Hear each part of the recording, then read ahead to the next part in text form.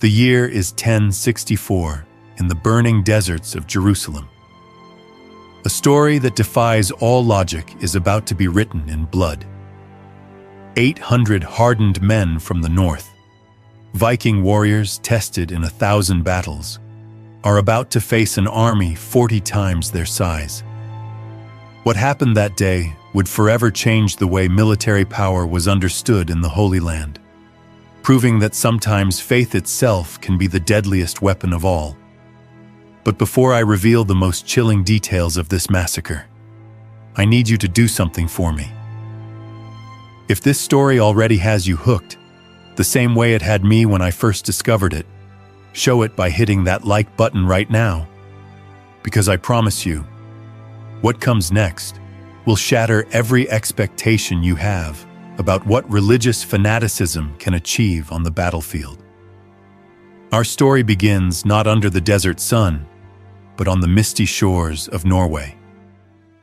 There ruled King Magnus III, better known as Magnus Barefoot, named for his habit of wearing traditional Scottish garments instead of the typical royal attire.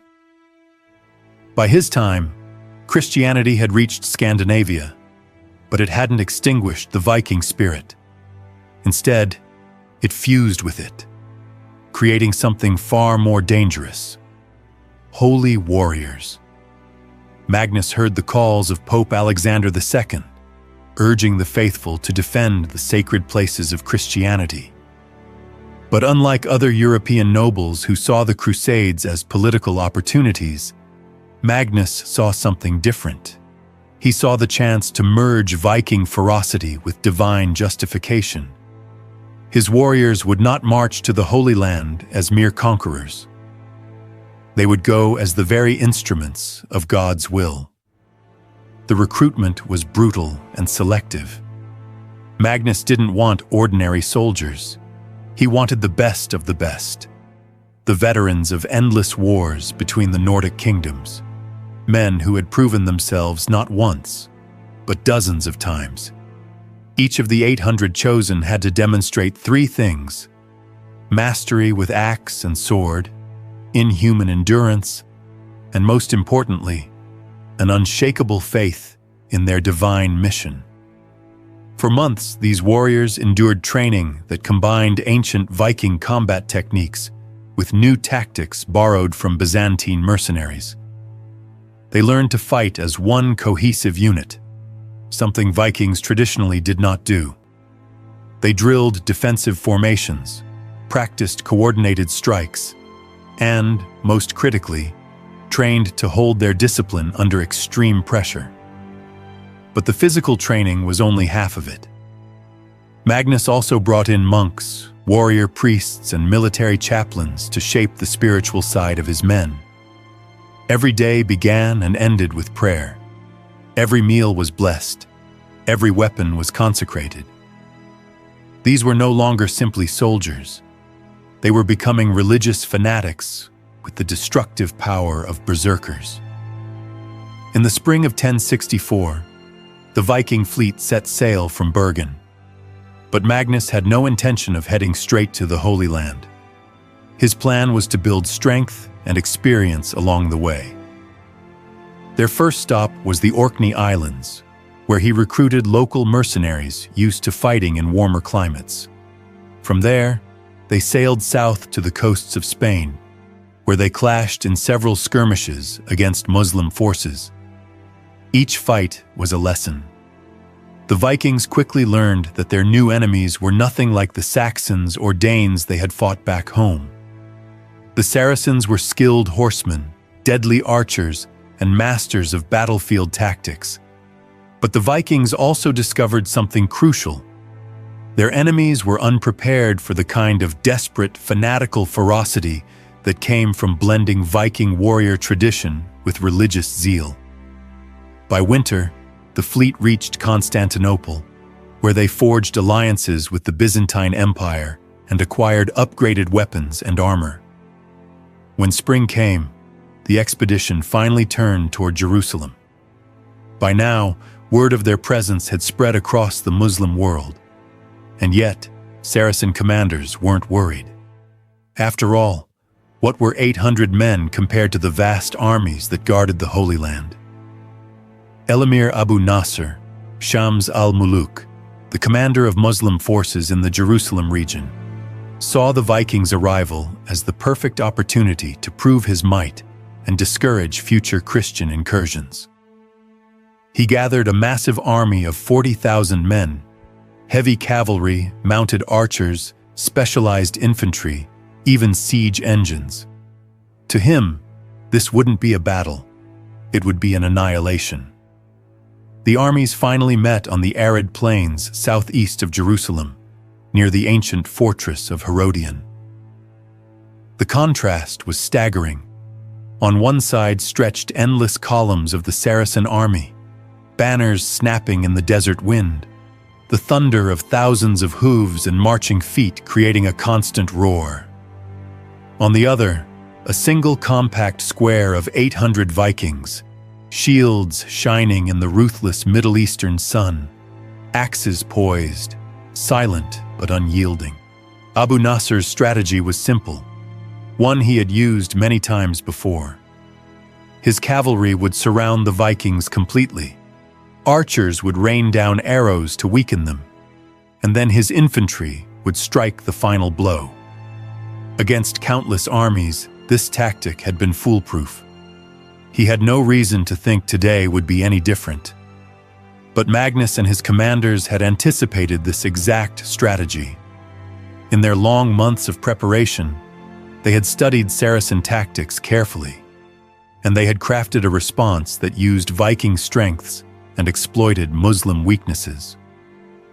What Abu Nasr did not know was that these 800 men weren't planning to survive. They were planning to die as martyrs in the most lethal way imaginable. At dawn, the desert trembled with the blare of Saracen war horns. The Muslim cavalry charged, thousands of riders thundering forward, scimitars flashing in the morning light. But instead of holding their ground, the Vikings did something utterly unexpected. They split apart. Now you might be wondering, how could 800 men even dream of defeating 40,000? The answer lies not in brute strength, but in the psychology of war, something the Vikings understood better than anyone else of their age. Terror can be more powerful than numbers. But before I reveal the exact moment this battle turned forever, I need your help spreading this unbelievable story. Share this video now, because what comes next will defy everything you thought you knew about medieval warfare. The 800 Vikings divided into 8 groups of 100 men each. This wasn't a retreat, nor a desperate defense. It was the execution of a tactic they had perfected in months of training: the Wheel of Death. Each group formed its own defensive circle, positioned strategically to create deadly killing zones between them. When the Saracen cavalry charged, expecting to crash through a traditional line of defense, they instead found themselves riding into a nightmare. The Viking circles allowed riders to pass between them, only to close ranks behind, trapping the cavalry in confined spaces. Suddenly, the horsemen were split apart, confused, and struck from all sides at once. The first wave of riders to fall into this trap experienced something no warrior of the Middle East had ever seen. The Vikings fought not just with terrifying ferocity, but with flawless coordination. Every strike was supported by another. Every block created a counterattack. Their movements seemed almost telepathic. But what truly horrified the Saracens wasn't the Vikings' skill. It was their complete immunity to fear and pain. These men had entered what their ancestors called the Berserker Gang, battle frenzy, but now it was supercharged by religious fanaticism. They weren't just warriors in a trance. They were believers who knew that every enemy slain guaranteed their place in paradise. Abu Nasr, watching from a high vantage point, wasn't alarmed at first. Perhaps 1,000 men lost in the opening clash, insignificant compared to the size of his army. He quickly ordered a second assault, this time using mounted archers to keep distance and rain arrows upon the Vikings. But the Norsemen had prepared for this too. During the night, each group had built temporary fortifications, using the shields of fallen foes and whatever materials they could find. When the storm of arrows fell, they huddled behind these makeshift walls, waiting patiently for the moment to strike back. What came next? Muslim chroniclers of the time would later describe as a glimpse of hell on earth. The Vikings did not simply defend. They counterattacked with weapons their enemies had never seen before. War axes forged to rip through armor, spears tipped with hooks, perfect for dragging riders off their horses from yards away. And most terrifying of all, a flammable substance acquired during their stay in Constantinople, similar to the Byzantine Greek fire. The second Saracen attack collapsed into a slaughter. Mounted archers, used to enemies breaking under their numerical superiority, suddenly found themselves facing men who did not surrender, who seemed to grow stronger with every comrade that fell. When a Viking was mortally wounded, he didn't retreat or beg for mercy. He used his last breath to kill as many enemies as possible. Abu Nasr began to realize this wasn't just an army. These men were fighting as though they were already dead, fighting as if death was not their fear, but their goal. Abu Nasr, shaken by the losses piling up, decided to abandon cautious strikes. If archers couldn't break them, then sheer numbers would. He would throw the full weight of his infantry against the Vikings, confident that no matter their ferocity, 800 men could never hold against 20,000 charging from every direction. By midday, under the crushing heat of the desert sun, the third phase of the battle began. Tens of thousands of Saracen infantry surged forward, encircling the Viking positions. Their plan was brutally simple: overwhelm the Northerners by sheer force, smothering them under endless waves of bodies. Against 25 men for every one Viking, even the fiercest warrior should crumble. But the Norsemen had been saving their most devastating weapon for this exact moment. During their winter in Constantinople, they hadn't only acquired superior armor and weapons, they had also learned the secrets of the Byzantine Greek fire, and even developed their own variant of this nightmarish substance. Each Viking circle had carefully guarded reserves of it, waiting for the moment their enemies came close enough. When the Saracen infantry closed within 50 meters, the order was given. Hundreds of incendiary projectiles were launched at once, arcing through the scorching sky. In seconds, rings of fire erupted around each Viking position. This wasn't ordinary flame. It clung to clothing and armor. It couldn't be doused with water. It fed on the desert winds, growing hotter and higher with each gust. The effect was immediate and catastrophic. Panic ripped through the Saracen lines. Soldiers who moments before had marched with confidence now found themselves trapped in an inferno. The screams of men burning alive filled the battlefield, mingling with the clash of steel and the guttural war cries of the Norsemen. The Vikings, instead of holding their ground, seized the moment. They burst from their fortified circles, charging through the chaos with savage abandon. This was no longer warfare as the Saracens understood it. This was primal violence, elevated by religious conviction. Imagine the sight. 800 men, many already wounded, some even aflame from their own fire, sprinting across a hellish battlefield. They screamed ancient prayers in Old Norse as they hacked through terrified enemies who outnumbered them by dozens to one. It was a vision so unreal that it broke the minds of seasoned warriors. Abu Nasr, watching his army unravel, made a desperate choice. If numbers and fire couldn't win, perhaps the death of the Viking leader would. He called upon his personal guard, 2,000 of his finest warriors, veterans of countless battles, men feared across the region. If anyone could turn the tide, it was them. Their task was simple: cut down Magnus himself and shatter the Vikings' will. This guard was legendary. They had faced Crusaders, Byzantines, Seljuks, and many others, never once tasting defeat.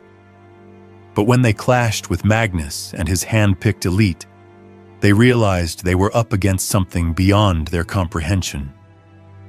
Magnus himself was a towering figure, over 2 meters tall, wielding a massive double-headed axe said to have been blessed by the Pope.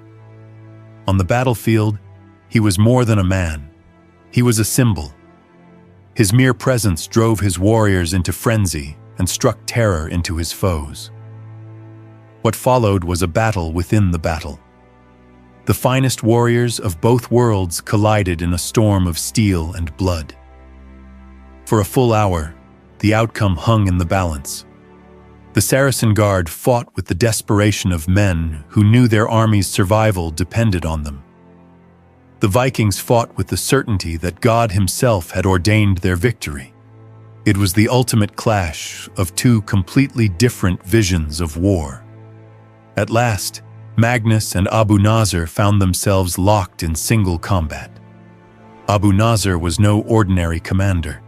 He had trained in Damascus's finest schools of swordsmanship and had fought in dozens of duels. His skill was undeniable. But Magnus was something else entirely, a fusion of Viking brutality and European martial training. Driven by a conviction that every swing of his axe was guided by divine will. The duel lasted only minutes. Abu Nasr fought valiantly, but conviction outlasted skill. When Magnus's axe finally struck its mark, it wasn't just the fall of a commander. It was the psychological collapse of an entire army. From the moment their leader's body hit the ground, something broke inside the Saracen host. Soldiers who had begun the day with unshakable confidence now stared in disbelief. Could these 800 northern fanatics truly be unstoppable? The thought spread like wildfire, and with it came terror. But the story takes an even darker turn here. You might think the fall of Abu Nasr marked the climax. You'd be wrong. What followed defied every shred of logic in medieval warfare. With their commander slain and their best warriors decimated, the Saracen army should have retreated or surrendered. That would have been the rational move. But mass psychology rarely follows logic. Instead, panic detonated through the ranks. 40,000 men transformed into a stampede of chaos. Soldiers trampled their own comrades in a desperate scramble to flee these northern demons who fought as if death were their victory. Officers who tried to rally their men were ignored or cut down by their own panicked troops. Magnus, seeing the enemy in full retreat, gave a chilling order: no survivors. This wasn't a tactical decision. It was extermination, justified by the belief that God himself had handed them this victory to cleanse the Holy Land of unbelievers. The result was not just a rout, but a 3-day hunt. Across the desert, the Vikings pursued the fleeing Saracens, using every scrap of knowledge they had gathered in their long months of preparation. They cut off escape routes, set ambushes, and cornered groups of fugitives. But this wasn't simply military strategy anymore. It had become ritual. Every captured enemy was executed with prayers recited over his body. To the Vikings, this wasn't vengeance or cruelty. It was holy work, God's will carried out with axe and sword. On the first day of pursuit, 10,000 Saracens were slaughtered. On the second, 15,000 more. By the third day, only a few scattered survivors remained. The Vikings, satisfied that their divine purpose had been fulfilled, finally halted the chase. When the dust settled, the massacre had claimed over 35,000 Saracen lives. Of the 800 Vikings who had marched into the desert, only 230 had fallen. A staggering loss, yes, but nothing compared to the impossible odds they had faced. And yet, the consequences of this battle extended far beyond the battlefield. Word of the Viking victory spread across the Muslim world like wildfire. The idea that a tiny Christian force had annihilated one of the region's strongest armies was incomprehensible. Fear gripped Damascus, Baghdad, and Cairo. For the first time in decades, Muslim leaders began to consider the terrifying possibility that the Christians might actually retake Jerusalem. Magnus and his surviving warriors wasted no time in exploiting their newfound reputation. They rallied local Christian allies who had suffered under Muslim rule for generations. Within weeks, their force swelled to more than 3,000 men, all fanatically devoted to the holy reconquest. What followed was not a campaign of traditional conquest, but one of terror. Every victory, no matter how small, was magnified into legend. Propaganda painted the Vikings as supernatural warriors sent by God. Cities surrendered without a fight at the mere rumor of their approach. Seasoned Saracen commanders, veterans of countless campaigns, refused to face them. Magnus's reputation had become a weapon more devastating than any sword or fire. But this story doesn't end here. Because the true impact of what happened in those deserts wouldn't be revealed until decades later, when the flames of the Crusades ignited across all of Europe. The massacre at Jerusalem became more than just a bloody victory. It became legend. The brutality, the impossible odds, the sheer terror of 800 men destroying 40,000, it all spread far beyond the Holy Land. When news reached Europe, it arrived at the perfect moment. Pope Urban II was preparing his call for the First Crusade. The tale of Magnus Barefoot and his warriors became the ultimate proof that God favored Christian arms. If a tiny band of Norse fanatics could shatter a Saracen host, imagine what the united armies of Christendom could achieve. Chroniclers exaggerated the story until it resembled myth. They claimed angels fought beside the Vikings, that their weapons had been touched by miracles, that no arrow could pierce their consecrated armor. Whether people believed every detail or not didn't matter. The psychological impact was immense. Thousands of nobles and knights, hearing of this northern miracle, were convinced that divine victory was guaranteed if they took the cross. But the influence of Magnus's slaughter carried darker consequences too.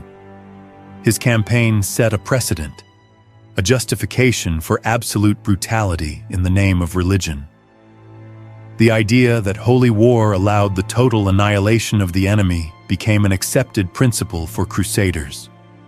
The methods pioneered by the Vikings, the use of terror, incendiary weapons, ritual executions, and relentless pursuit, were copied again and again by later Christian armies.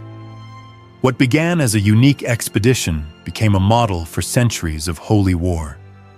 Magnus himself did not live to see the long shadow of his actions. He died in 1069, cut down in battle against Turkish forces near Antioch. Yet even in death, his legend only grew. Epic songs were sung of his deeds. Churches were built in his honor. His name was invoked by warriors who wanted courage, as if calling on him could bring divine favor. The few Vikings who survived and returned to Scandinavia were celebrated as heroes. Their stories of Jerusalem lit a fire in the hearts of a new generation. Many of those young men would later march east, joining the Crusades under the banner of Christ. This model, small, elite bands of religious fanatics defeating vastly larger armies, was replicated countless times in the years to come. Orders like the Templars and Hospitallers carried on the spirit of Magnus's warriors, combining faith with military discipline. But perhaps the most striking lesson of the massacre is what it reveals about the nature of conviction. These 800 men did not triumph because of superior numbers, nor solely because of better weapons or tactics. Though those played a role, they triumphed because they believed, with every fiber of their being, that they were chosen by God. That belief transformed them. They fought without fear because they saw death in battle as a guaranteed path to paradise. They endured unbearable heat, wounds, and fatigue because each struggle was a holy trial. They unleashed a ferocity that ordinary soldiers could never match because they were convinced they were instruments of divine will. The massacre of Jerusalem also exposed something fundamental about medieval war. Numbers alone did not decide battles. Morale, faith, and psychological dominance often outweighed raw size. A small, unified, fanatically dedicated force could topple a giant army if it shattered their spirit. Commanders across Christendom took note. In the decades after, many attempted to replicate the Viking model, creating elite, faith-driven units. Some succeeded spectacularly. Others failed just as dramatically. But the lesson endured. A soldier's belief could be more dangerous than his sword. Propaganda played its part as well. Once the Vikings had earned their reputation for invincibility, that reputation became a weapon in itself. Enemies surrendered before fighting. Allies joined eagerly. Campaigns were won not just with steel, but with stories. From today's perspective, the massacre is both awe-inspiring and horrifying. It shows the extremes of human capability when driven by absolute conviction. It also shows how easily that power can be turned toward atrocity. Because the same fanaticism that allowed 800 men to slaughter 40,000 is the same kind of fanaticism that fueled some of history's darkest crimes. The intensity of belief itself is not the issue. It is the morality of the cause that belief serves. Magnus and his men believed they were fighting for God's will. Their enemies saw them as demons unleashed upon the desert.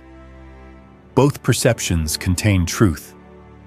What cannot be denied is that their actions were extraordinary, an extreme demonstration of what humans can achieve, for good or for ill, when united by a cause greater than themselves. The massacre also left scars in the Muslim world. For generations, the memory of those northern fanatics haunted commanders and rulers. Even as they rebuilt their armies, the legend of the Vikings lingered like a shadow. The idea that Christians could call upon such terrifying zeal made every battle feel uncertain. Back in Europe, the story became one of triumph. It fueled the momentum that launched the First Crusade. It inspired warriors, terrified opponents, and reshaped the very rules of holy war. Magnus Barefoot had become more than a king. He had become a symbol, a reminder of what absolute faith could unleash. Even 1,000 years later, the lesson of his 800 warriors still resonates. They remind us that the limits of human possibility are not always physical, but mental. That sometimes the only barrier between victory and defeat is what people believe is possible. Think about it. How many times in your own life have you walked away from something because it seemed impossible before even trying? The Vikings of Magnus teach us that the impossible often exists only in the mind. Their story is both a warning and an inspiration. A warning of the horrors that fanaticism can unleash, and an inspiration of the sheer power of conviction when harnessed with purpose. In the end, the massacre of Jerusalem stands as one of the most extreme examples in history of what a small group of dedicated people can achieve. It fascinates us because it shows the highest and lowest of human nature at once. Courage, loyalty, sacrifice, and brutality, cruelty, destruction. It forces us to confront a question with no easy answer. Was their devotion admirable or monstrous? That is for each of us to decide. What we cannot deny is that it was extraordinary. A moment when the world learned that faith could move more than mountains. It could move armies. It could alter history. And so, as we close this tale of blood and fire, I want you to reflect on the lesson at its core. A small, committed band of believers changed the fate of thousands and shaped the destiny of nations. Their conviction made the impossible real.